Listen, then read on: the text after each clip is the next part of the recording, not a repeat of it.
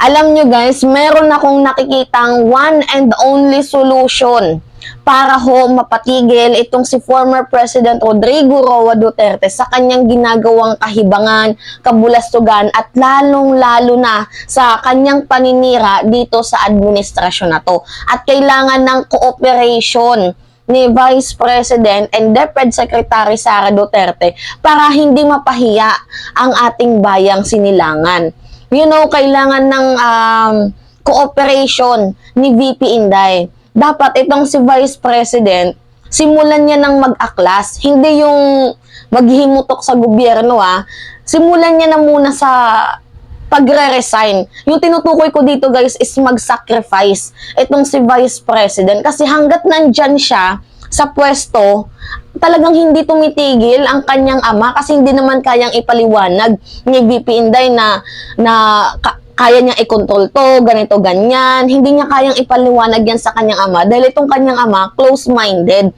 So, dapat, ang tanging paraan dito para hindi na maghimutok or mag-amok sa pwesto itong si former President Rodrigo Roa Duterte, kahit sinabi niya pa na retired na siya, ayaw niya na daw, pero yung the way na magsalita siya, talagang gusto niya pa ng power. Naalala nyo, gusto niyang i-separate yung Mindanao sa Luzon at Visayas. So yun na nga guys, kahit sinabi niya na ayaw niya na sa pwesto or ayaw niya na sa kasi matanda na daw siya, pero yung kinikilos niya, abay taliwas sa mga nangyayari. So I think dapat itong si VP Inday mag-resign na bilang DepEd Secretary. Tapos pag naging VP na siya, pwede naman siyang mag-resign guys. Kasi hanggat nandiyan guys sa pwesto, itong si Vice President, talaga nga namang hindi titigil sa pag-aamok ng pwesto itong kanyang ama. Lalo pat itong si President Bongbong Marcos ay hindi palaban. 'Di ba?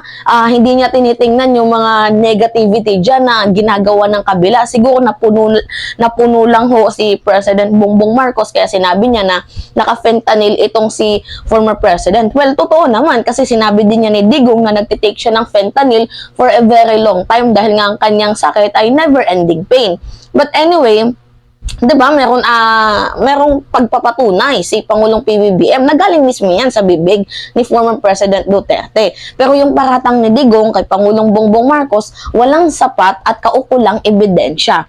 So ngayon, kung ayaw ho ni VP Inday na magkaroon ng himagsikan, kung ayaw magkaroon ni VP Inday ng separation, kung ayaw magkaroon ni Inday ng super daming basher sa kanyang pamilya, I think dapat mag-resign na siya kasi ang kawawa dito yung kanyang ama Kasi hanggat nandyan sa pwesto si VP Inday, talaga nga namang hindi tumitigil sa kakahangad ng kapangyarihan itong kanyang ama. Alam nyo guys, natatawa ako dito kasi before, sabi ni former President Rodrigo Roa Duterte noong June 7, 2022, sabi niya, "We must all be united in confronting the issues ahead of us." 'Di ba? Dapat magkaroon tayo ng unification sa lahat ng bagay, sabi ni Digong. "We have no room for politicking or action that are divisive to the country." Nagsalita na ang tao. May mga leader tayo. Yun na nga yung sinabi na binitawan ni former President Duterte na meron tayong leader. Yan ho yung people's voice ng sambayan ng Pilipino. Ito yung binoto ng mamamayang Pilipino. Kaya dapat makinig tayo. Now, biglang nagbago ang kanyang statement noong January 30, 2024. 2 years pa lang guys. Simula ng naupo sa pwesto itong si President Bongbong Marcos at 2 years tong statement na to na binitawan niya before. Sabi niya, "Mindanao would rather be independent since nothing has happened in the Philippines. After so many presidents, whatever we do, there will be another Lucy president." So, kala mo naman hindi ka naging presidente ng Pilipinas, so para pinapatamaan mo din ang iyong sarili. So, nakikita nyo guys, nagpapabago-bago siya ng kanyang statement na tila baga wala siyang paninindigan. Just like what happened nung nakaraang 7 years ago. Ano yung sabi niya?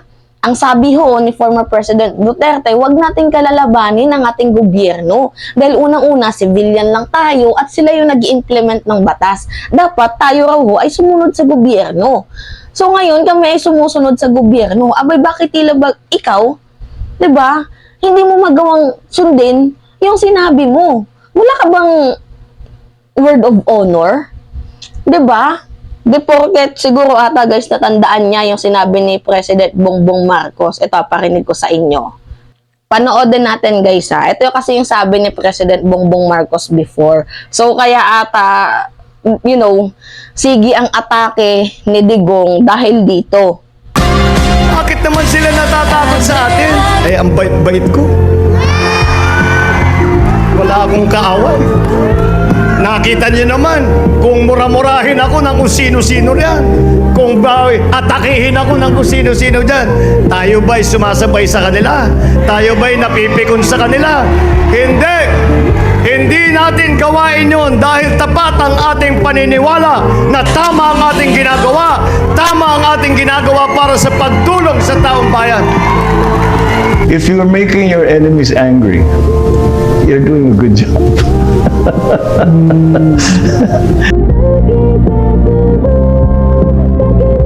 Diba? Ganyan ho kabait ang ating presidente. Noon pa man at hanggang ngayon, hindi po nagbabago.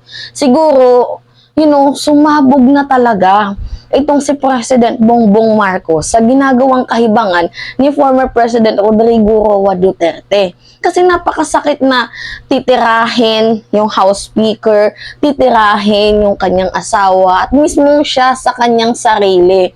'Di ba na dapat sana sa binitawang salita ni former President Rodrigo Roa Duterte na magkaisa tayo, pero hindi niya tinutupad, hindi niya sinusunod. Kaya nga napakasakit sa damdamin na aakusahan ka ng mga bagay na hindi mo naman ginawa.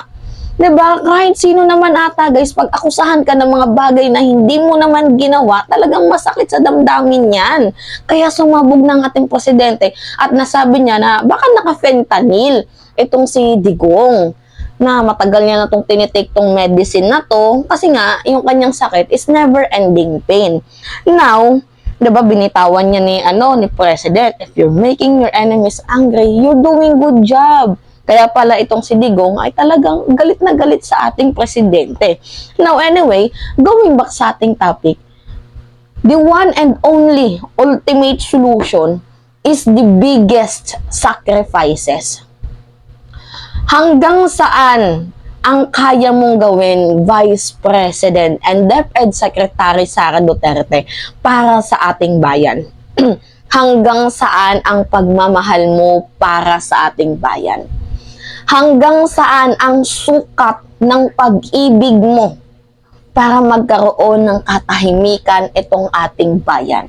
Hanggang saan ang kaya mong magagawa? Ano ang kaya mong gawin para dito sa ating lupang sinilangan?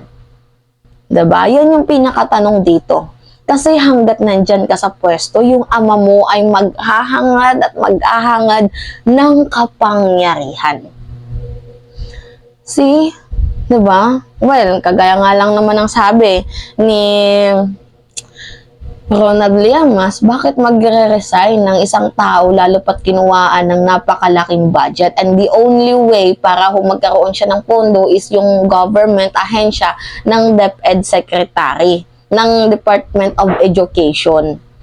See, kasi kapag mag-resign siya sa DepEd, sayang naman ng pera kasi isa sa pinakamalaking budget dito is yung DepEd.